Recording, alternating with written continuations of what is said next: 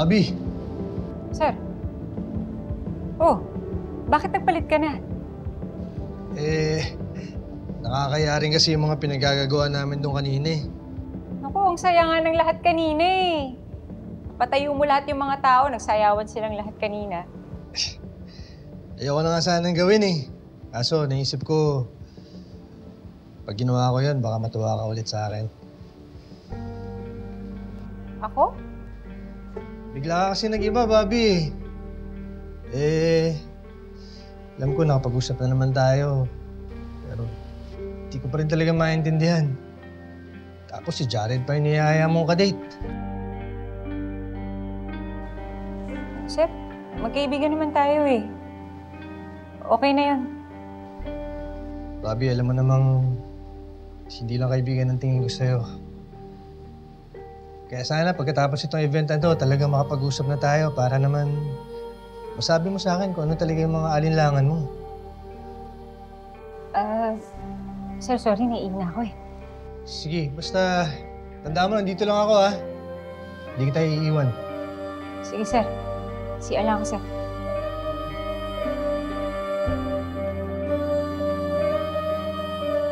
Konde, hinahanap ka ni Alcantara.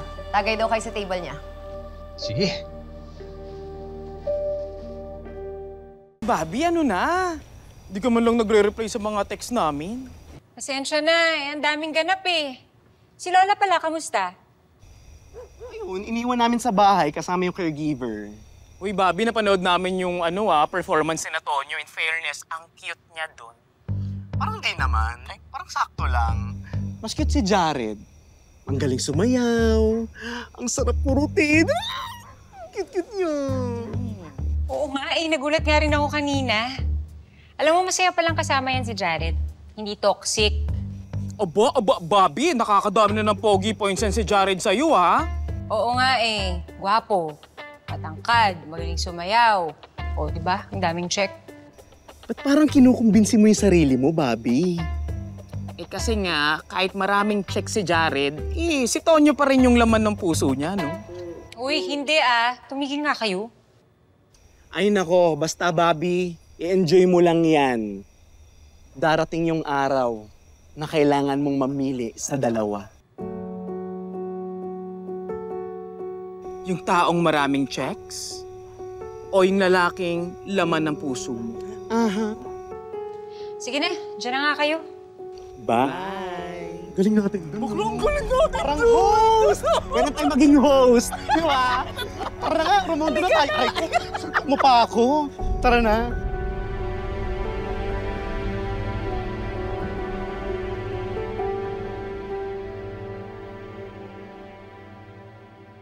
Para sa Station 12! Station 12! Ay, sige. Tonyo, di ba hindi ka na umiinom, sabi mo? Samson, hayaan mo na. Anniversary naman ng Station 12, huwag ka na kumontra. Ang sabihin mo, broken-hearted ka lang. Alam mo, hindi mo naman kailangan maglasing para lang sa isang taong hindi ka naman na-appreciate. Tama? Tama! Samson, kami ni Enriquez, may feelings kami para sa isa't isa. May something kami. Eh, bakit si Jared yung kasama niya? Tsaka, uy, ang tanda-tanda mo na para sa something-something na yan, ha? Pinaglalaroan niya yung feelings mo. At yung something na yan, imagination mo lang yan. Sakit mo naman nagsalita. Dahil totoo. Oo nga, siguro mahal mo siya. Pero ikaw, hindi ka niya mahal. Kasi kung talagang mahal ka niya, hindi ka niya hayaang maging ganyan. Tama si Samson! O kaya tumagay tayo hindi para sa Station 12, kundi para sa pag-ibig na hindi tayo pahihirapan! Para sa pag-ibig! Na hindi tayo panibigan! Oh, Tonyo! Tagay pa!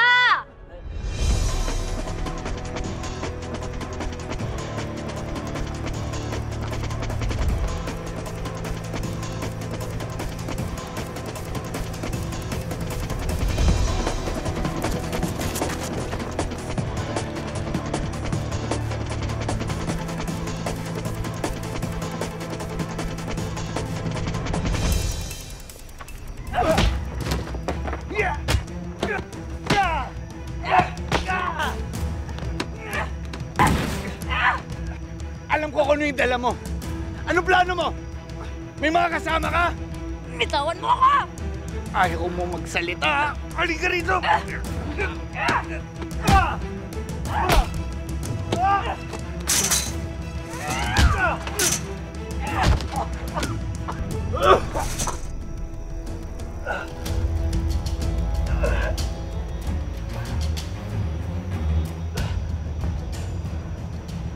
Hindi mo ako kayang pigilan. May supporter ako!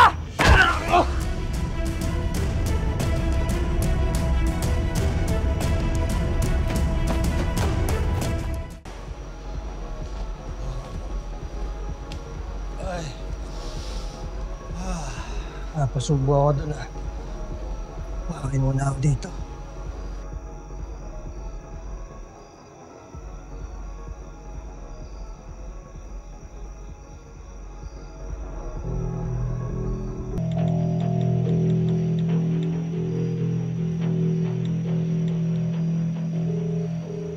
Hello, ate.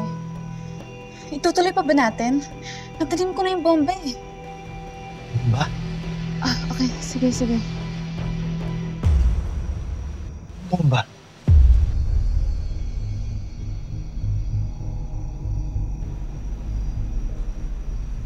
Tonyo! Jared, si Bobby. Nasaan si Bobby? Nakainom ka na, no? Nasaan si Bobby? Kailangan ko siya makausap, Jared. Sandali lang muna, Tonyo. Baka naman pwedeng ibigay mo muna si Bobby sa akin kahit ngayong gabi lang. Pagkatapos naman ito, lagi na kayo magkikita eh. Jared, hindi mo ako naiintindihan. May bomba dito sa venue. Bomba? Sigurado ka ba? Oo. Narinig ko yung babae. May kausap siya dito kanina.